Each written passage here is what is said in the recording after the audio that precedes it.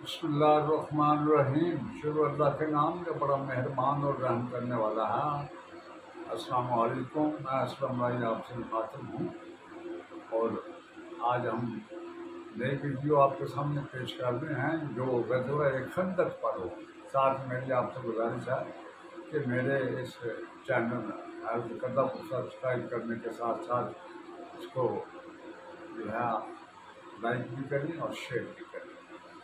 شروع کرتے ہیں غزوہ خندق سے متعلق۔ غزوہ خندق لگ بھگ 5 ہجری ذوالقعدہ کے مہینے میں جو ہے وہ پیش آیا۔ اصل معاملہ یہ تھا کہ یہودیوں کے قبیلے بنو نذیر کو چونکہ ان کی بدعمالیوں کی وجہ سے مدینہ سے نکال باز کیا گیا تھا، اور ان کی جو کثیر آبادی تھی وہ خیبر میں جا کے آباد ہو گئی تھی۔ اب انہیں ایک تو یہ دکھ تھا کہ ہمیں مدینہ سے کیوں نکالا، ساتھ ہی بہت سے وہ عرب قبائل جنہوں نے اسلام قبول نہیں کیا تھا ان کو بھی بڑا دکھ تھا کہ ان کے دیوی دیوتوں کے خلاف جو ہے مسلمان ضرور لگا رہے ہیں۔ اب یہاں ایک بہت بڑا کردار سامنے آتا ہے، اس کا نام ہوتا ہے حی بن اخطب۔ یہ بڑا فسادی قسم کا انسان ہوتا ہے، مقرر بھی کمال کا ہوتا ہے۔ اس کا تعلق بنو نذیر سے ہوتا ہے۔ یہ بنو نذیر سے نکل کر عرب قبائل کی طرف آتے ہیں اور انہیں مسلمانوں کے خلاف بھڑکاتا ہے۔ مکہ میں سارے سرداروں سے ملتا ہے اور ساتھ میں بنو نذیر کے جو دوسرے بڑے بڑے سردار ہیں انہیں بھی ساتھ لے کے آتا ہے اور ایک تجویز پیش کرتا ہے کہ ایک فنڈ جمع کیا جائے جنگ کے اخراجات پورے کرنے کے۔ اس فنڈ میں مکہ کے جو مشرکین ہیں وہ بڑھ چڑھ کر حصہ لیتے ہیں، کافی رقم جمع ہو جاتی ہے۔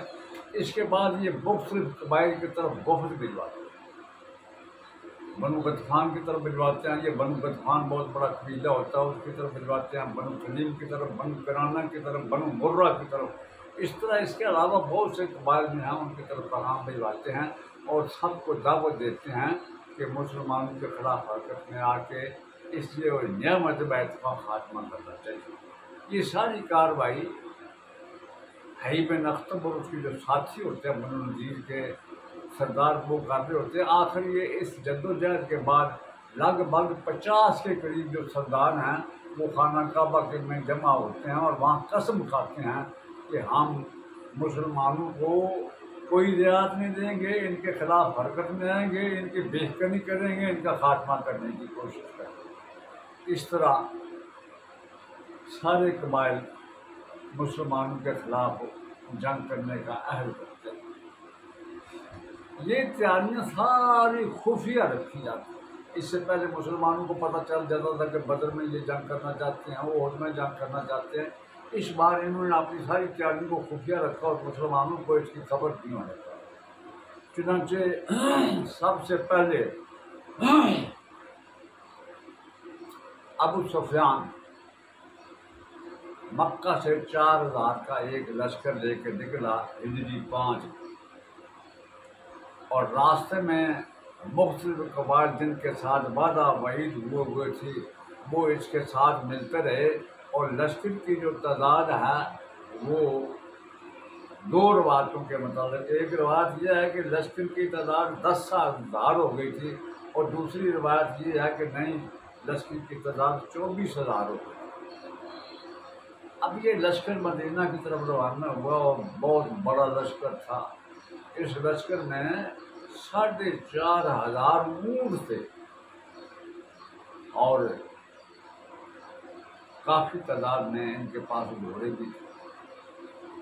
یہ لشکر جب مدینہ کے قریب گیا تو پھر مسلمانوں کو خبر ہوئی، حضور نے فوراً جو ہے اپنے صحابہ کو مشورہ کے لیے بلایا चुनाचे मजलिस शूरा बैठी और ये फैसला किया गया कि मदीना के अंदर जाकर इतने बड़े लश्कर का मुकाबला करना चाहिए। यह आखिरी फैसला था। अब इस मौका पर सुलेमान फारसी ने एक बड़ी तजवीज़ पेश की, इसलिए कि मदीना के एक तरफ तो पहाड़ थे, वो तरफ जो थी महफूज, एक तरफ जो थे वो मकान मदीना के इस तरह जुड़े हुए थे आपस में कि वो फसील का काम देते थे, और बाकी जो जगह खाली थी उधर जो है सुलेमान फारसी ने ये तजवीज़ पेश की कि इधर हम खंदक खोद लेते हैं और खंदक के अंदर जो है हम अपना जो है लाओ लश्कर रखेंगे और खंदक ऐसी होगी कि दुश्मन पार न करे। इस तजवीज़ को हुज़ूर सल्लल्लाहु अलैहि वसल्लम ने मंजूर किया। चुनाचे खंदक खोदने का काम शुरू हुआ। जितनी लंबाई थी खंदक की उसको पहले नाप लिया गया और फिर सारे मखसूस हिस्सा 10-10 आदमियों में तकसीम कर दिया गया खंदक खोदने के लिए। खंदक का खोदने का सिलसिला जब शुरू हो गया तो एक हादसा पेश आया। एक बहुत बड़ी चट्टान एक जगह आई, मुसलमानों ने उसे उखाड़ने की कोशिश की लेकिन नाकामी हुई। आखिर मुसलमान जो थे उस हिस्से में खुदाई करने वाले वो हुजूर की खिदमत में हाजिर हुए और फरमाया कि वहाँ बहुत बड़ी चट्टान है, हमने उखेड़ने की कोशिश की, नहीं उखड़ी, लिहाजा अगर आपकी मंजूरी हो तो वहाँ खंदक के अंदर एक बल खाकर हम आगे बढ़े। उस वक्त सब लोगों ने कुदालें पकड़ी हुई थी और खुदाई का काम शुरू। आप भी उस वक्त खुदाई कर रहे थे, आप अपनी कुदाल लेकर निकले।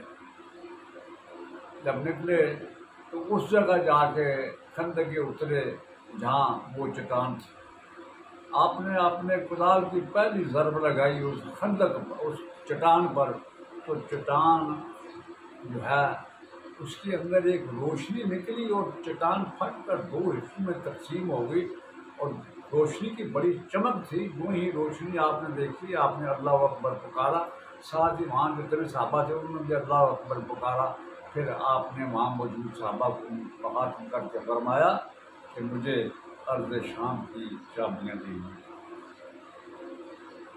फिर दूसरी ज़रब आपने उसी चट्टान पर लगाई तो चट्टान मज़ीद फट गई और वहाँ से पहले की तरह रोशनी निकली।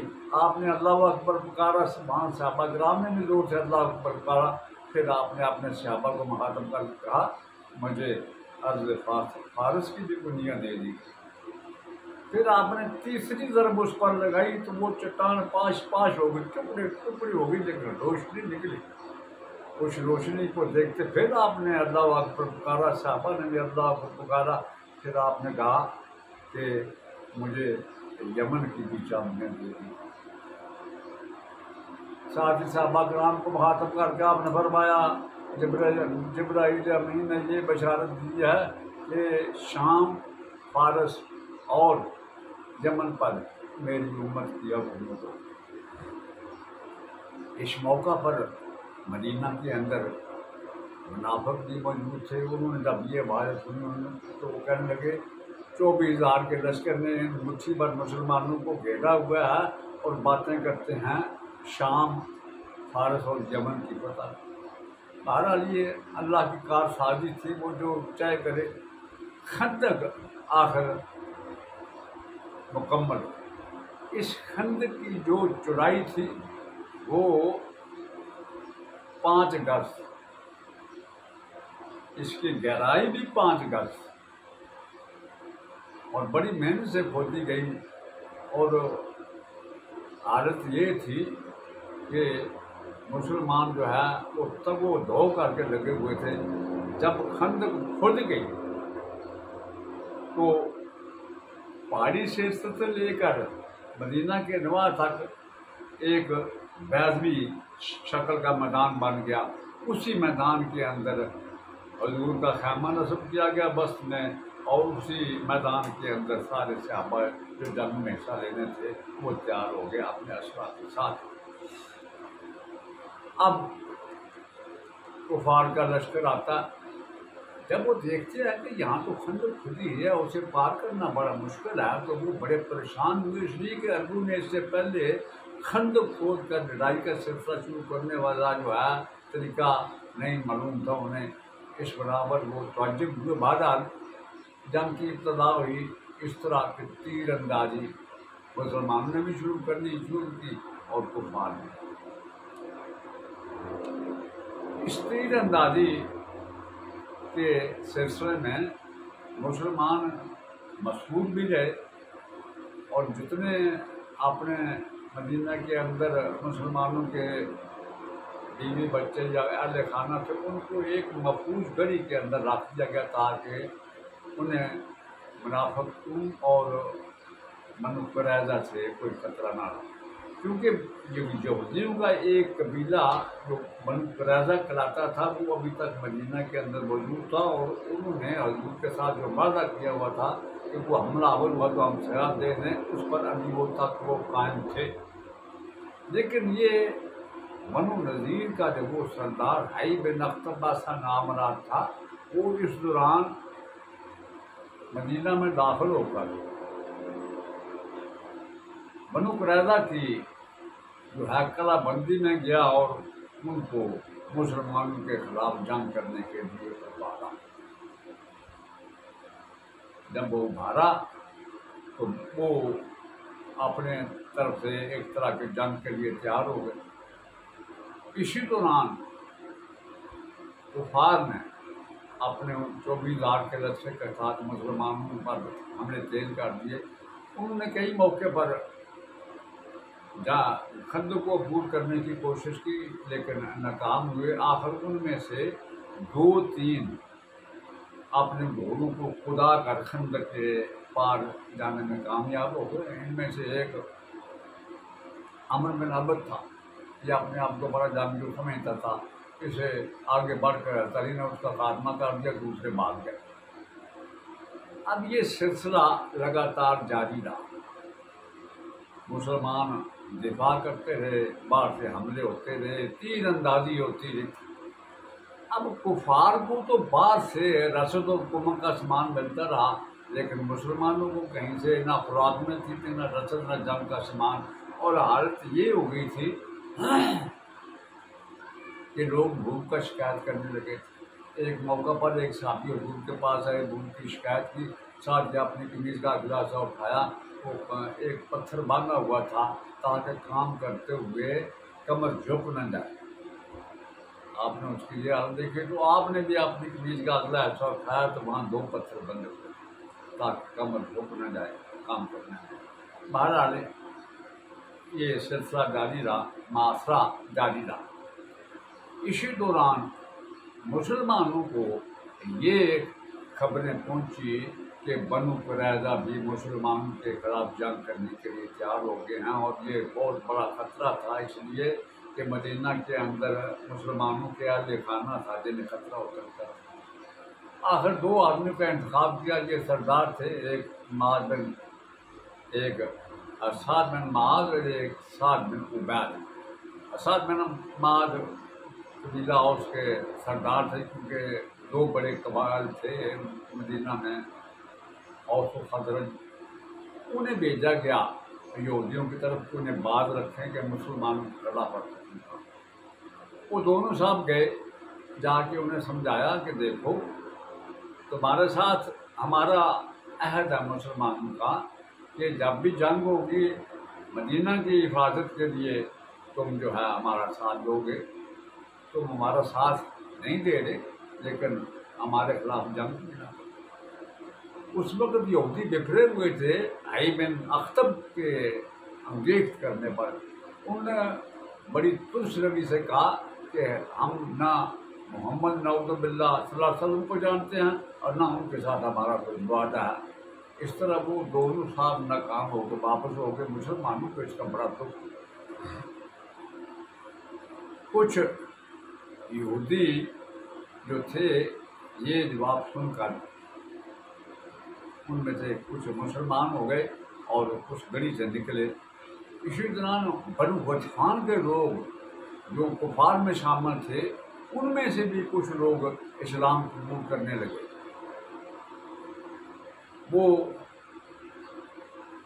مخصوص انداز میں خندق کو پار کر کے حضور کے پاس آئے اور فرمایا کہ ہم اسلام قبول کر چکے ہیں، اب ہم بنو قریظہ اور بنو جو لشکر کفار کو ان کے درمیان غلط فہمی ڈالنے کی کوشش کریں گے. اس طرح انہوں نے ادھر کی خبریں ادھر ڈالی. تو ایک طرح سے بنو قریظہ کفار کی طرف سے ہلکے سے بدظن ہو گئے، انہوں نے جنگ میں حصہ نہیں لیا. اب معاشرے کو پورے 27 دن گزر گئے.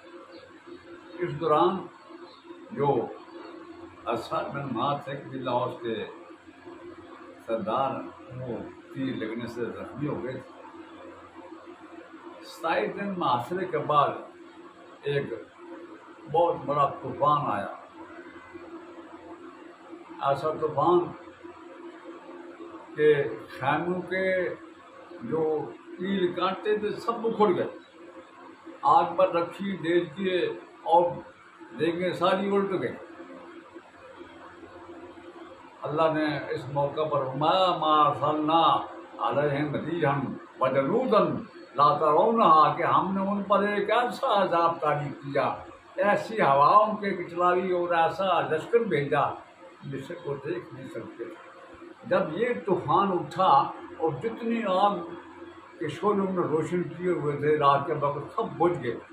آگ کے بجھنے کو انہوں نے برا شگون سمجھا، لہذا کفار کا وہ جو لشکر اپنا بوریا بستر سلیٹ کی بات.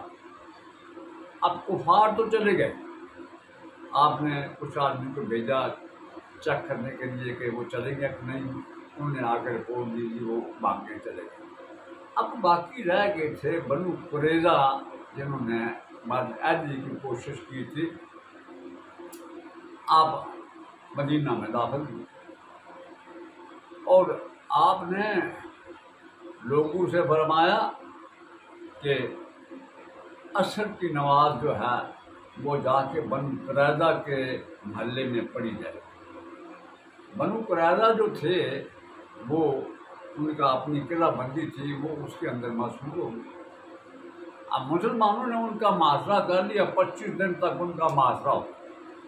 ان کا جو سردار تھا اس وقت، جو بنو نذیر کا جو سردار تھا حی بن اخطب، وہ بھی وہاں موجود تھا. اور بنو قریظہ کا جو سردار جو تھا کعب بن اسد، اس نے اندازہ لگایا کہ ہم مسلمانوں کا مقابلہ نہیں کر سکتے. اس نے اپنے سارے لوگوں کو جمع کیا قلعہ بندی کے اندر اور کہا جی میں تمہارے سامنے 3 چیزیں پیش کرتا ہوں، اگر مان لو تو محفوظ ہو جائیں گے. انہوں نے کہا کیا؟ انہوں نے کہا بات یہ ہے کہ جہاں تک محمد صلی اللہ علیہ وسلم کا تعلق ہے وہ اللہ کے سچے نبی ہیں، اس لیے کہ ہماری کتابیں جو ہیں اس کی گواہی دیتی ہیں. ان کی آمد کی جو پیش گوئیاں ہیں وہ بھی ہماری کتابوں کے اندر موجود ہیں. یہ علیحدہ بات ہے کہ ہم نے ہر درمی سے کام کیا، ہم نے ان پر ایمان لائے. لہذا میں کہتا ہوں کہ ان پر ایمان لے آتے ہیں، صلح ہو جائے گی اور ہم محفوظ ہو جائیں گے. یہودی نے کہا جی نہیں، یہ کام ہم. انہوں نے کہا ایک دوسری ترکیب ہے. انہوں نے کہا جی کیا؟ انہوں نے کہا اپنی عورتوں بچوں کو قتل کر دیتے، مسلح ہو کر خم ٹھونک کر باہر آتے ہیں. اگر ہمیں فتح ہوگی تو نئی شادیاں کر لیں گے، بچے ہو جائیں گے، اور اگر مارے گے تو سکون کی موت مار دیں گے. انہوں نے کہا ہمیں یہ بھی منظور.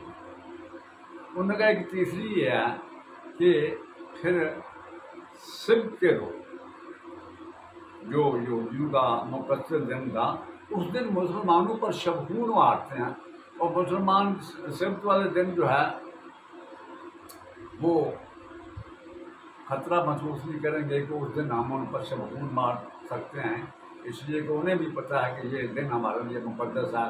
لہذا اس روز شبخون ماریں گے اور مسلمانوں کے خلاف کامیاب ہو جائیں گے. یہودیوں نے کہا ہمیں یہ بھی نہیں منظور. اس طرح جب ناکامی ہو گئی تو جب مسلمانوں نے گراؤ معاشرہ تنگ کر لیا تو کعب بن اسد جو بنو قریظہ کا سردار تھا، اس نے حضور کی طرف پیغام بھجوایا کہ ہم ایک شرط پر جو ہے اپنے آپ کو آپ کے حوالے کرنے سے تیار ہیں، اپنی کلا بندی کے دروازے کھولتے ہیں. پوچھا گیا کون سی شرط؟ انہوں نے کہا جو فیصلہ ہمارے متعلق، جو سزا ہمارے متعلق قبیلہ اوس کے اصحاب میں نماز کریں گے وہ ہمیں دیں. آپ فرمایا ٹھیک. ساتھ میں معاذ اس وقت زخمی تھے تیر اندازی سے، تو حضور نے انہیں مسجد نبی کے بعد خیمہ ڈال کے رکھ اس کے اندر آرام کریں چونکہ زخمی تھے. لہذا آپ کے لیے سواری بھیجی گئی اور آپ کو لایا گیا. جب لایا گیا تو آپ نے پہلے یہودیوں کو مخاطب کر کے پوچھا جو میں فیصلہ کروں گا تمہیں منظور ہے؟ انہوں نے کہا جی منظور ہے. آپ نے پھر اپنے مدینہ کے انصار سے پوچھا تم فیصلہ منظور ہے؟ انہوں نے کہا جی ابھی منظور ہوگا. پھر آپ نے حضور سے دست بدستہ ہو کے پوچھا حضور جو میرا فیصلہ ہوگا وہ آپ کو بھی منظور ہوگا؟ آپ نے فرمایا ٹھیک. پھر وہ حرکت میں آئے. انہوں نے کہا یہودیو سنو، میرا فیصلہ انصاف کروں گا جاتی ہوں. فیصلہ میرا یہ ہے کہ یہودیوں کو جتنے مرد ہیں سب کو قتل کر دیا جائے، ان کی عورتوں اور بچوں کو اسیر بنا لیا جائے اور ان کی جائیدادوں پر قبضہ کر دیا جائے. کیونکہ انہوں نے اپنا منصب مقرر کیا تھا، انہیں یہ سزا قبول کرنی پڑی. جتنے یہودی مرد تھے ان کو ان کے قلعے سے باہر نکالا گیا، انہیں قتل کر دیا گیا. ان کے جو عورتیں تھیں بچے ان کو اسیر بنا لیا گیا اور ان کے مال و دولت پر بھی جو فیصلہ ہوا تھا قبضہ کر لیا گیا. ان کے مال و دولت پر بھی قبضہ ہو گیا اور ان کے گھروں میں جو مسلمان جن کے گھر نہیں ٹھیک تھے انہیں آباد کر دیا گیا. اس طرح اس جنگ کا خاتمہ ہوا. اور اس خاتمے کے بعد حضور نے فرمایا اب مکہ کے مشرکین ہمارے خلاف اس طرح کی جنگیں نہیں کریں. اور دعوانا یہ جنگیں، یہ غزوہ خندق کے حالات تھے. جاتے جاتے میں پھر آپ سے گزارش کروں گا کہ میرے اس یوٹیوب چینل ہیلتھ قضا کو سبسکرائب کرنے کے ساتھ ساتھ لائک اور شیئر بھی کریں. اللہ آپ کا حامی اور ناصر ہو. یہ ہمارا